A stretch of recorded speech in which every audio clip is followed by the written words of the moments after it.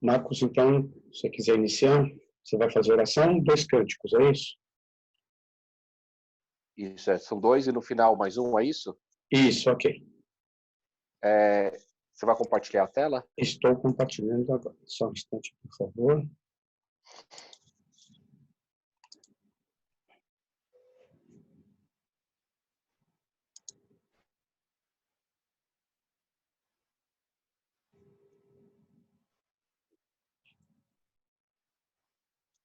Ok, vamos fazer a oração então, para a gente iniciar? Sim. Oremos. Senhor nosso Deus, nosso Pai, obrigado ao Senhor por mais um dia de vida, obrigado ao Senhor por acordarmos, por termos o grande privilégio de, logo ao amanhecer, poder compartilhar com nossos irmãos o início de mais um dia, que possamos, ó Pai, ter um dia abençoado pelo Senhor, que o Senhor possa aceitar a nossa adoração no início dessa manhã, que o Senhor possa, ó Pai, nos guardar, nos abençoar, possa guiar nossos passos em mais um dia, Senhor. Pai, que esteja conosco, que o Senhor, ó Pai, possa nos guardar, nos abençoar, que o Senhor possa proteger, ó Pai, nossos irmãos, nossos familiares, nossos amigos que estão, ó Pai, com problemas de saúde, que estão adoecidos, ó Pai, que o Senhor, ó Pai, possa guardar a todos. Senhor, te honramos, te agradecemos, no nome precioso de Jesus Cristo, nosso Salvador. Amém.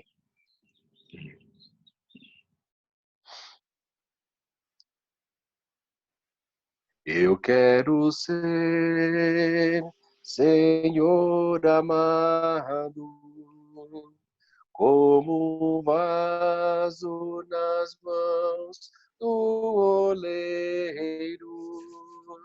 Quebra minha vida, me faça de novo. Eu quero ser.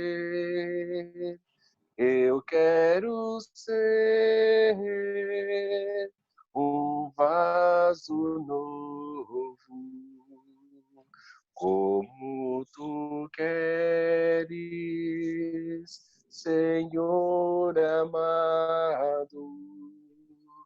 Tu és o oleiro e eu um vaso.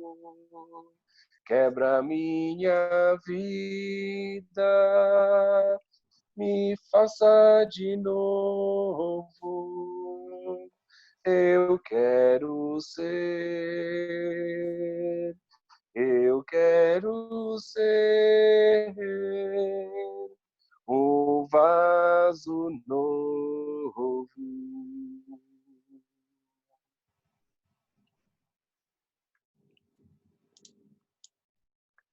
A lei do Senhor é perfeita e restaura a alma. O testemunho do Senhor é fiel e dá sabedoria aos simples. São mais desejáveis do que o ouro depurado. São mais doces do que o mel e o destilar dos favos. Os preceitos do Senhor são retos e alegram o coração. O mandamento do Senhor é puro, ilumina os olhos. São mais desejáveis do que ouro depurado. São mais doces do que o mel e o destilar dos favos. O temor do Senhor é límpido e permanece para sempre. Os juízos do Senhor são verdadeiros e todos igualmente justos. São mais desejáveis do que ouro depurado. São mais doces do que o mel e rudez de lá nos favos. Amém? Amém.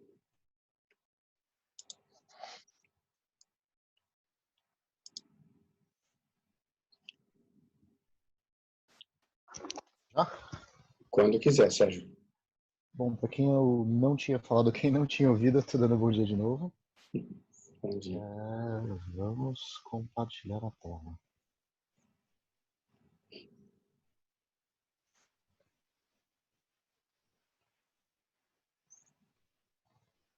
É isso, Otávio. Já iniciou o compartilhamento.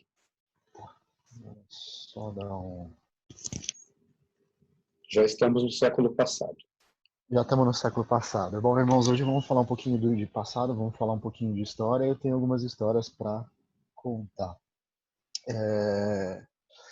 Século passado, eu acho que a maioria aqui deve se lembrar. Muitos nasceram lá, né? E eu não quero denunciar a idade. Outro dia o Mauro e o Otávio estavam num papo de bateria, aí um falou de Brasília, eu não sei nada do que eles estavam falando, tá bom, gente? Mas eu queria relembrar alguns eventos que aconteceram no século passado para gerar uma reflexão. Tá? Eu vou tentar passar bem rápido e desde já agradeço pela paciência de todos em me ouvir. Um dos primeiros eventos do século passado foi a gripe espanhola, mais ou menos 102 anos. Ela teve um efeito talvez até mais devastador do que a gente tem até o momento com a Covid-19. E eu trouxe algumas imagens que nos parecem bem familiar. E isso aconteceu já há 102 anos atrás. Tem uma capa de um jornal falando do Rio de Janeiro, né, dizendo o Rio é um vasto hospital. E não se sabe o número exato de mortos e infectados. Tá? Eu cheguei a ver 500 milhões de infectados, um quarto da população mundial naquela época, e de 7 até 50 milhões de pessoas que morreram por conta disso. A gente teve a Primeira Guerra Mundial, para muitas pessoas foi a guerra mais sangrenta de toda a história. Se matavam milhares e milhares para avançar 1 metro, e isso devastou cidades completamente, famílias, enfim. E provavelmente foi uma das guerras mais sangrentas de toda a história. A gente teve, no meio de tudo isso, a quebra da Bolsa de Nova York, e isso não afetou só os Estados Unidos, isso afetou uma série de outros países, gerou desemprego, gerou uma série de coisas, gerou morte por inanição, por fome, por desnutrição, e assim por diante. E aí logo depois a gente teve a Segunda Guerra Mundial. Os judeus foram grandemente afetados. Então, quando a gente pensa em quarentena, em privação, a gente tem que lembrar que muitos judeus passaram por isso de forma forçada. Eles foram obrigados a se isolar do resto da sociedade na Alemanha, na Áustria e em muitos outros países. E mais do que isso, nos Estados Unidos se criaram campos de concentração onde colocavam japoneses e coreanos. Isso se fala muito pouco, mas foi uma guerra que afetou. Então eu não estou querendo criar nenhum juízo de valores, eu só estou querendo aqui mostrar algumas coisas que aconteceram no século passado e que afetaram famílias, cidades, estados e países. E ela terminou, né, de uma forma muito sombria, com a explosão de 2 bombas atômicas pela primeira vez na história. Então, esses são só alguns eventos que aconteceram no século passado, eventos sombrios que geraram morte, sofrimento, destruição e assim por diante. E a gente teve um que afetou o Brasil talvez mais recentemente do que os outros, que foi a ditadura militar, mas isso não aconteceu só no Brasil, isso aconteceu em momentos até um pouco diferentes, mas as ditaduras aconteceram no século passado, desde Argentina, Chile, Portugal, Espanha. Na Segunda Guerra a gente teve um aumento disso e alguns regimes foram elevados de extrema repressão, de tolimento de liberdades e assim por diante. Então tudo isso aconteceu no século passado. Esse século que a gente está vivendo, ele é relativamente novo, né? A gente está em 2020. Então, a gente não sabe quando Jesus vai voltar e o que aconteceu, mas quando a gente olha para o passado, a gente consegue ver que talvez o que essas pessoas viveram tenha sido muito pior do que aquilo que a gente viveu. Mas aconteceram muitas coisas interessantes no século passado. A gente teve o advento do avião, a gente teve o primeiro computador. Se a gente tirar aqueles instrumentos de cálculo, a gente teve talvez o primeiro computador pai dos computadores que a gente tem hoje. O homem chegou no espaço, o homem chegou na Lua. A gente teve um aumento de telecomunicações, começando com rádio, indo para a TV, a internet, os dispositivos móveis como o celular e assim por diante.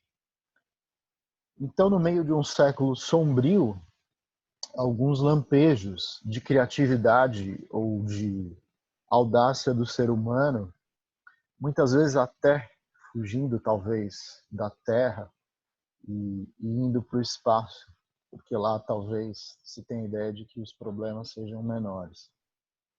Então eu trouxe pensando em tudo isso, né, no sombrio século passado, em tudo de ruim e de global que aconteceu, e na situação mais uma vez que a gente vive hoje, e até comparando, será que o que a gente vive é tão ruim quanto o que eles viveram? Eu trouxe duas passagens para a gente meditar. Elas, na verdade, são parte de um mesmo discurso de Jesus que eu acabei dividindo em duas partes. Vós sois o sal da terra, e se o sal for insípido, como há de salgar? Deixa eu fechar aqui. Para nada mais presta senão para se lançar fora e ser pisado pelos homens. Às vezes a gente esquece muito dessas pequenas frases de Jesus. E aqui ele está dizendo o que o discípulo é. Qual é a essência do discípulo? Qual é a função dele? Então essa é a hora da gente mostrar qual é a nossa essência. Se o sal perde o sabor, ele deixa de ser sal. Ele passa a ser qualquer outra coisa menos o sal. Ele deixa de dar sabor às coisas. Então essa é a nossa essência, aquilo que não pode ser tirado do discípulo. Se Jesus diz que nós somos o sal, nós vamos contrariar Jesus nunca. Então, se ele disse explicitamente e abertamente isso sobre os seus discípulos, e se nós somos discípulos dele, por mais sombrio que seja ou que pareça esse momento, nós temos que fazer a nossa diferença nesse mundo. E a continuação desse trecho é: vós sois a luz do mundo. Não se pode esconder uma cidade edificada sobre um monte. Nem se acende a candeia e se coloca debaixo do alqueire, mas no velador e dá luz a todos os que estão na casa. Assim resplandeça a vossa luz diante dos homens, para que vejam as vossas boas obras e glorifiquem o Pai que estás nos céus. Existe um fenômeno muito interessante. Quanto maior a escuridão, parece que mais brilhante é a luz. E se para o mundo nós estamos vivendo dias de trevas, nós temos uma chance maior ainda de mostrar a nossa luz. É nos momentos mais sombrios que nós vamos refletir não a nossa própria luz, mas a glória de Deus. Eu vi muitas mensagens e os vídeos do Walter, só para citar exemplo, têm sido muito interessantes. E eles têm sido esse lampejo, ou esse brilho mais forte de luz. Eu tenho compartilhado com algumas pessoas, eu agradeço o trabalho do Otávio e de muitos que têm trabalhado para que esses vídeos cheguem, para que essas mensagens, enfim, cheguem. E numa dessas mensagens eu vi que se você liga realmente as notícias, elas acabam contaminando. E é isso que o mundo está passando. Ele está sendo contaminado por essa escuridão. E essa é a nossa grande chance de brilhar. Para quê? Para nós nos mostrarmos? Não. Para nós mostrarmos a glória de Deus. Quem nos enviou? E de novo, se Jesus diz que nós somos essa luz, nós temos que ser de fato essa luz. Então essas são as duas passagens. E aí eu queria contar a história de uma bailarina. Ela morava numa cidadezinha, lá naquela época da União Soviética. Ela vinha de uma família humilde, ela tinha 8 anos de idade. E uma das chances de alguém que tinha nascido na União Soviética de ter algum sucesso ou trazer uma melhora de vida para a pessoa naquela época era ou se juntar ao partido ou ser uma grande ginasta, né, principalmente para a mulher, ou ser uma bailarina. E aí poder fazer parte de uma das grandes companhias de balé da União Soviética. E essa menina lutava muito, ela se esforçava muito. E um diretor de balé que não era o melhor da União Soviética, mas ele tinha uma certa fama naquela região, teve, por conta de uma nevasca, teve que ficar hospedado lá naquela cidadezinha, no meio do caminho de uma apresentação, e a mãe daquela garota ficou sabendo. E aí ela foi no hotel, e ela insistiu, e aquele senhor falava, não quero ver sua filha, eu não quero saber dela. E de tanto ela insistir, aquele homem deu a chance para aquela garota fazer uma apresentação. E aí lá no saguão do hotel, ele mandou que fechassem tudo, que todas as pessoas fossem, ele acendeu algumas luzes e aquela garotinha dançou. E depois, né, a mãe e a filha, a garotinha, com muita esperança, porque tinha sido uma bela apresentação, chegaram para aquele sujeito e perguntaram, né, o que ele achava. E certas de uma resposta, olha, ela vai entrar para a companhia, ela vai ser uma grande bailarina. E aquele homem olhou com uma cara bem carrancuda e disse para a mãe e para aquela garotinha, cheia de esperança, olha, sua filha nunca vai ser uma grande bailarina, é melhor a senhora arrumar uma profissão para ela ou torça para ela casar com um homem de bastante posse. E virou as costas e foi andando. Óbvio que aquilo acabou com a vida daquela mãe e daquela filha. 10, 12 anos depois, aquela garota estava andando numa cidade grande e encontrou aquele senhor já um pouco mais velho, já aposentado, e falou com ele, o senhor lembra de mim? E aquele velho, já com até problema de audição, disse, o que você me falou? E ela falou, olha, eu sou Helena, você foi na minha cidade, aí contou a história. E aí ele parou por alguns segundos, deu um suspiro e falou, sim, eu me lembro de você. Você foi o maior talento que eu já vi na minha vida. Você era a maior bailarina que eu podia ter visto. E ele estava até emocionado. E ela se assustou e falou para ele, como assim? O senhor disse que eu nunca ia ser uma bailarina de sucesso? Como o senhor fala isso? E ele falou, sim, você de fato era a mais talentosa e provavelmente seria a maior de toda a história. E ela, sem entender nada, processando tudo aquilo, falou, mas por que o senhor me disse exatamente o contrário? O senhor disse que eu nunca ia ser uma bailarina e que eu nunca ia ter sucesso e que eu não tinha talento. E aí ele falou, olha, você tinha tudo, tudo, mas você deixou que a opinião de um velho como eu impedisse você de chegar no seu sonho. Então, meus irmãos, essa é a história que eu queria deixar. O que impede a gente de brilhar? O que impede a gente, nesse momento, de ser luz e de ser sal? A gente precisa lembrar de 3 coisas, que nós somos o sal, que nós somos a luz e que nós podemos ser o reflexo de Deus. E que nenhum homem pode impedir a gente, ou nenhuma má notícia ou situação ruim, de fazermos essas três coisas, de sermos sal, sermos luz e sermos o reflexo da glória de Deus. E que nós possamos estar unidos, para que um ajude o outro, para que um levante o outro nesse momento mais difícil. Que Deus nos abençoe e que todos tenham um bom dia. Obrigado. Amém.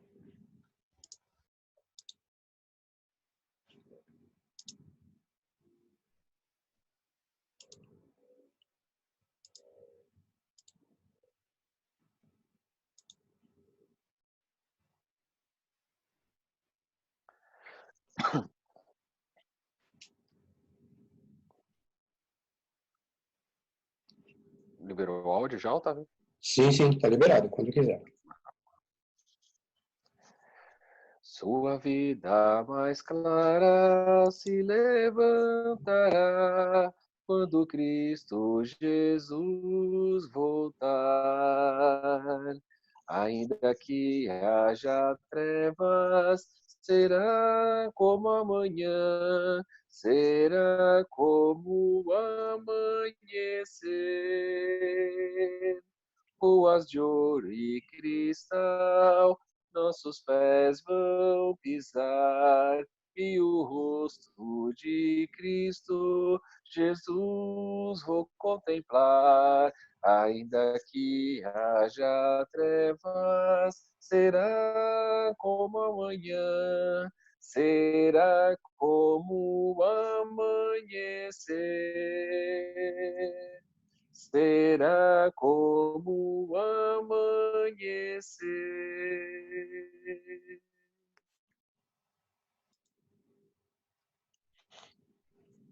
Bom, muito boa a mensagem, Sérgio. Eu vou fazer, não combinei com ninguém, então eu vou fazer a oração final nesse momento. Vamos orar. Querido amado Pai, nós agradecemos, Senhor, pela oportunidade que temos de agradecer, Senhor. Agradecemos por esta oportunidade, todos os dias, de estarmos bem, de estarmos seguros, de estarmos protegidos e podemos agradecer por isso. Nós agradecemos pelas noites que temos tido, pelos dias que temos tido, pela presença dos nossos irmãos ainda que à distância, pela nossa família, pelos nossos amigos. Nós agradecemos, Senhor, por tudo que temos. Agradecemos principalmente, Senhor, pela luz do dia que nos desperta todas as manhãs. Nós agradecemos pela sua luz que nos ilumina, pela sua proteção. E queremos pedir, Senhor, que nos ajude a refletirmos essa luz, Senhor. Assim como as janelas dos prédios refletem a luz do sol e distribuem cada pedaço, em cada pedaço de chão, Senhor, que a nossa luz possa ser desta mesma forma refletida, para que todos possam ver a grandiosidade do seu poder, para que todos possam sentir, Senhor, que somos reflexo deste poder, da sua bondade, da sua benignidade, da sua proteção. Que sejamos luz para todas as pessoas que estão próximas a nós, que sejamos, Senhor, exemplo para os que ainda não entenderam que é a sua bondade, a sua benignidade que nos mantém firmes, que nos mantém dirigidos para a eternidade, Senhor. Nós queremos agradecer por tudo isso, em nome de Cristo, que foi o nosso Redentor, Senhor, que nos tirou do pecado, que nos permitiu abrir os olhos para ver a grandiosidade da sua luz todos os dias, mas principalmente nesta grandiosidade viria a eternidade, Senhor. Nós aguardamos a volta dele, para estarmos todos juntos, enfim, resplandecentes na glória contínua. Em nome dele, então, que pedimos e agradecemos. Amém. Amém.